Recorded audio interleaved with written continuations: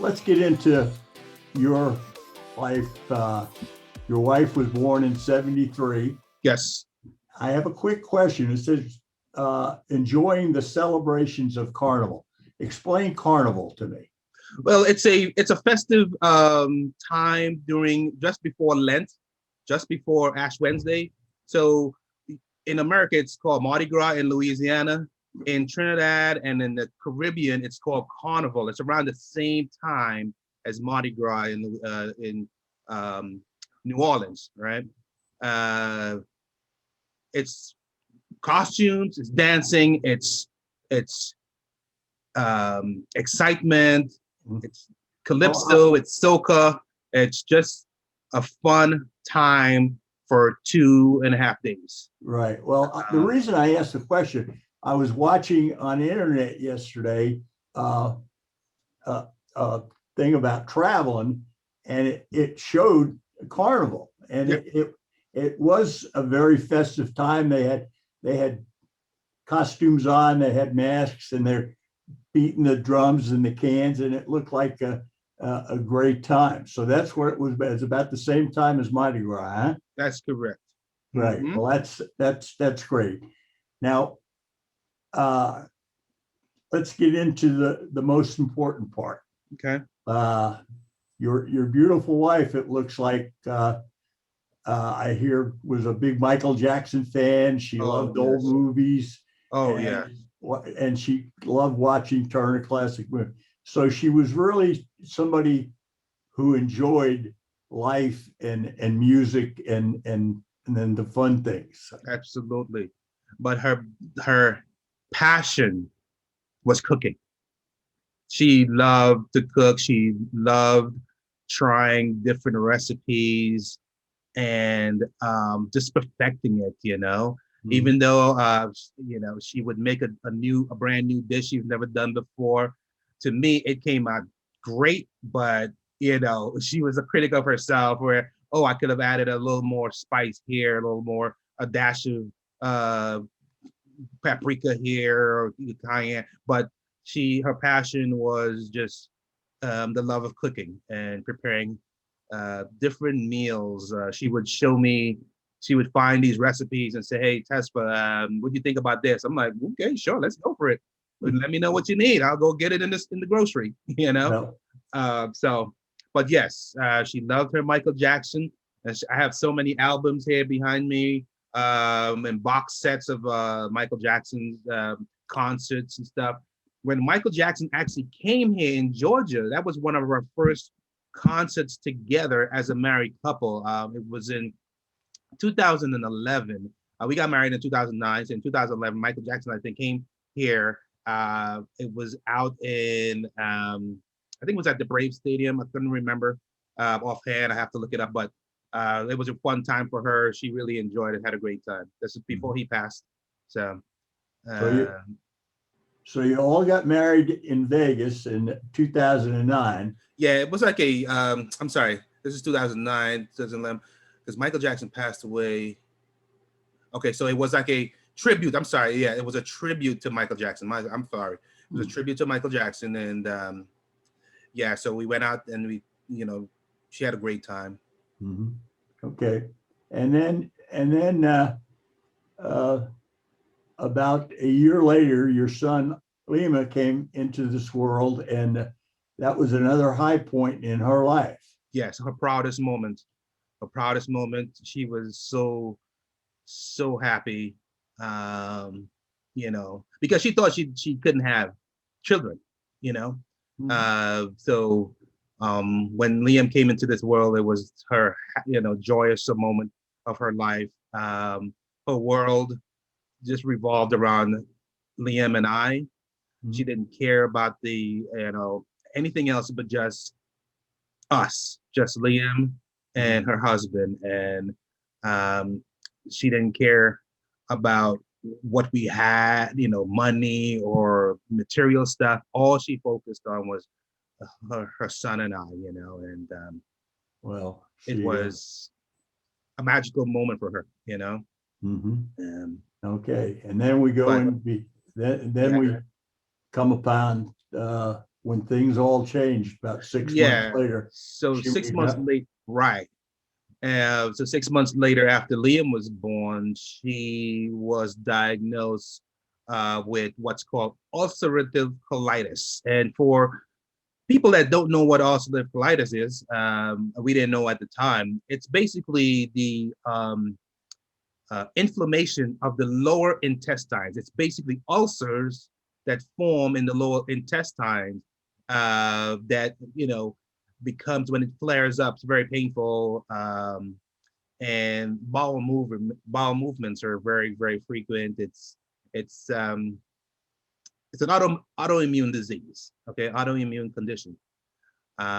So it's like you experience this happy moment of bringing a new life into this world, and then now you're spending a lot of your time in the hospital, back and forth to gastroenterologists and emergency rooms, and to deal with the ulcerative colitis.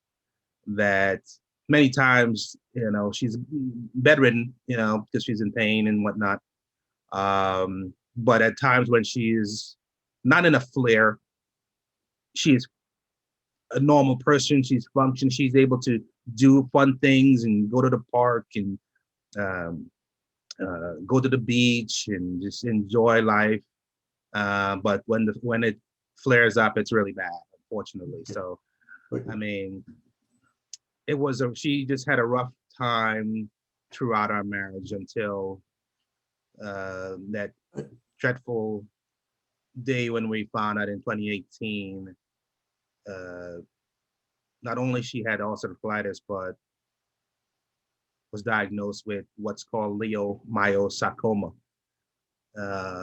It's commonly known as LMS. To the cancer world, it's a very rare cancer. Survival rate is 20%, roughly. It was just a devastating news, and we cried, and it was just so heartbreaking, Uh, Um, well, the but thing I noticed, Festa, is that she tried to keep you and Lima happy by doing the things that she loved. She that's right. continued to cook good meals for you and specialties, and Yeah. through her illness, she kept a smile on your face and his face. That's right. That is absolutely right. She did not let the condition and the diagnosis deter her from having the best life she can possibly have. Like I said, she focused every waking moment in keeping a smile on our face. She, Uh-huh. Now, when did you through the pain and the and the suffering to be the best person she can be as a husband and as a mother. Mhm. And when did you go? When did you all move here to Georgia and Legacy Park? Absolutely. So yeah, I can give you the backstory there. So I used to live in New York City. Okay. And in 2006, I decided I had enough of the snow. I've had enough of shoveling my car out from from all the snow and, and everything that came with it, that I decided to move to Georgia in 2006. Mhm. And in that time, I courted her. So she was still living in Trinidad, working on her master's degree. Okay, and during that 3-year period, we used to connect with each other via emails, texts, video conferencing. This is prior Zoom and all these new technology applications we have now. So we used to communicate through Facebook, because we had Facebook at that time, and different social media platforms. I used to go there, visit her. She used to come here and visit me. And December 26th, December 25th of 2008, I proposed in Trinidad. And in 2009 is when she came up early that summer. We got married in November, November 14, 2009, in a nice small wedding in Vegas, actually at the Stratosphere Hotel, which was fantastic. And the guests that came out said that it was the best wedding they ever been to. You know, they had so much fun that they would like to one day recreate it. And we had thought about doing it at our 10th year anniversary, which was in 2019, but because of her condition, because of her diagnosis, we couldn't have completed that renewal of our vows. That's, you know, so yeah, she came here permanently in 2008, and that's when we began to build a life. All right, and then with each other. Is that when you all moved into Legacy Park?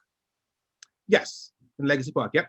Right. Mm-hmm. Well, I've always lived in Legacy Park. Right. Well, you picked a very nice area. There's trust me. Many nice families. Yeah, when I first moved there in 06, I did a lot of research and a lot of house hunting. Mm-hmm. And I stumbled upon this nice little townhouse village, mm-hmm. Legacy Park. And I said, this is it. This is, because it's like, I knew what I wanted, but I put it in God's hands to direct me and guide me to the place where he would like me to settle, because I know he had a plan for me. God just told me to get ready. Mm-hmm. Okay. Right. Don't plan, just be ready so that I can bring his daughter, God's daughter, Sharlyn, into my life. So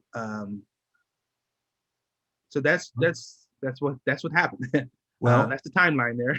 Right. And I told you that we've been blessed that we've honored two families in Legacy. The Lane family, who Mrs. Lane was injured when a tree fell on her. Yep.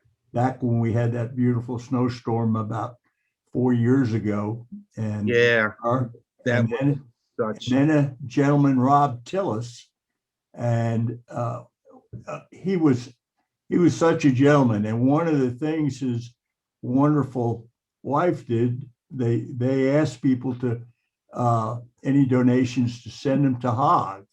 And after it was all over, she and I spoke, and one of the blessed things she did, she said, Bob, let's give back. Rob would love to give back to all the future honorees.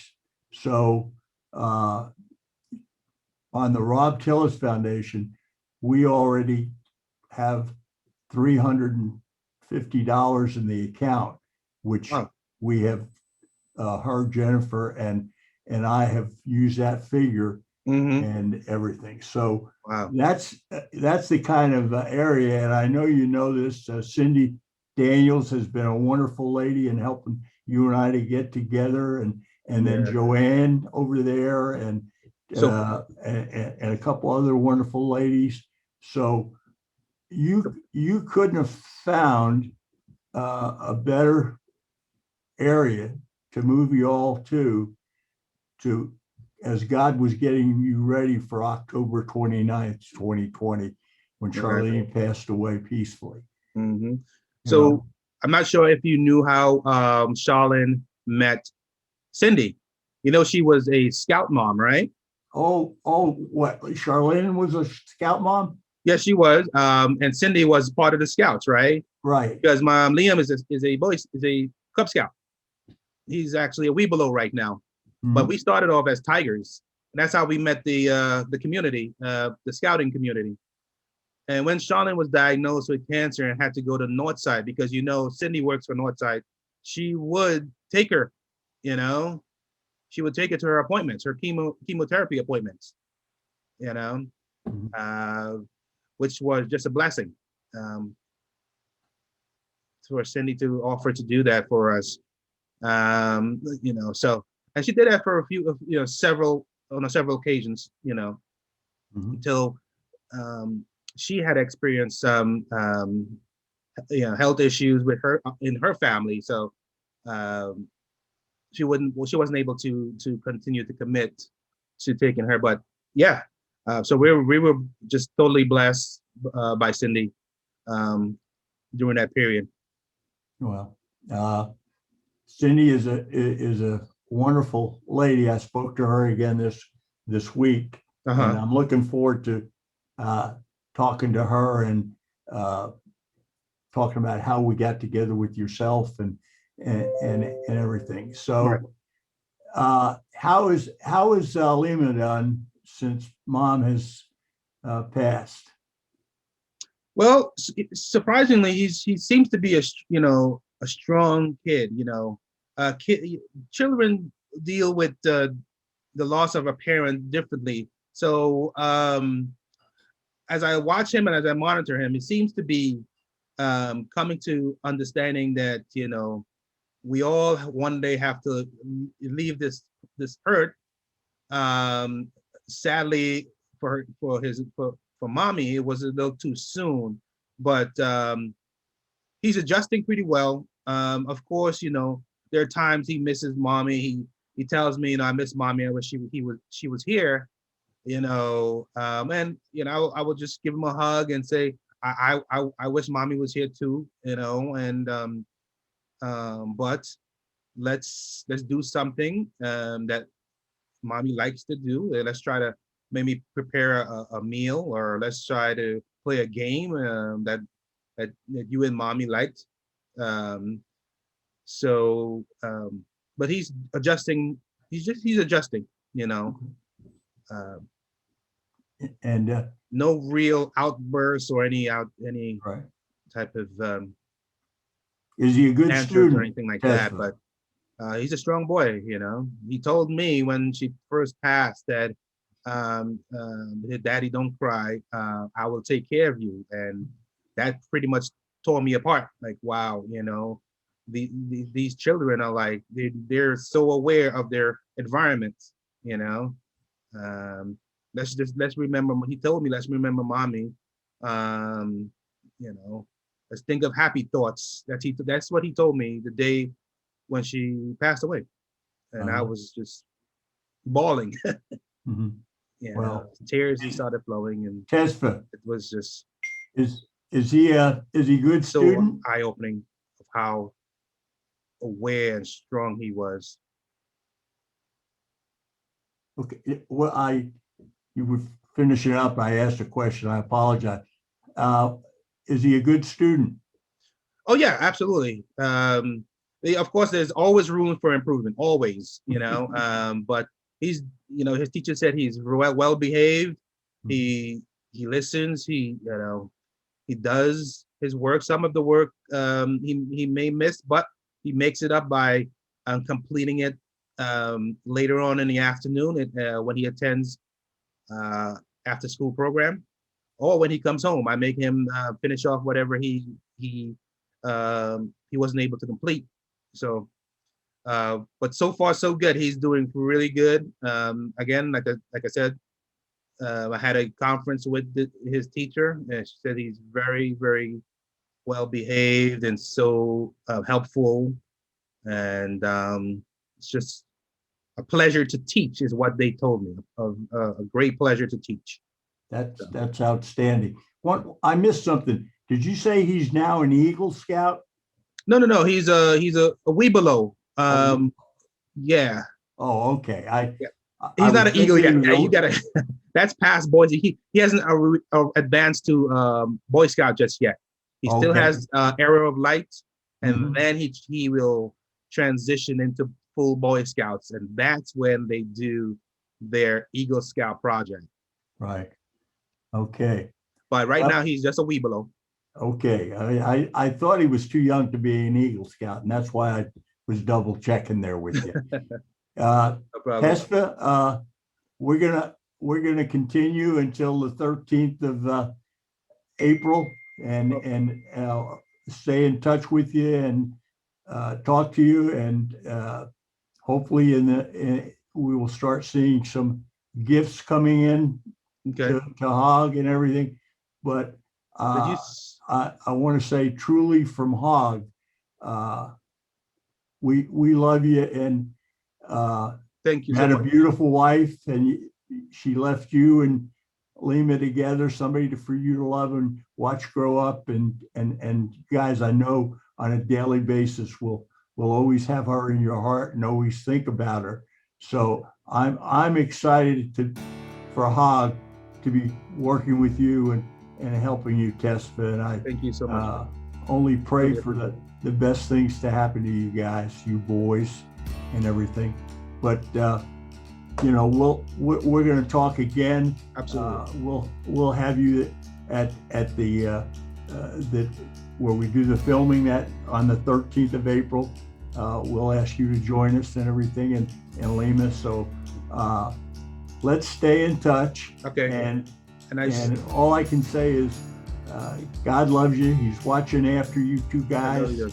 And it's my pleasure to represent HOG and try to help things be a little easier as you go forward.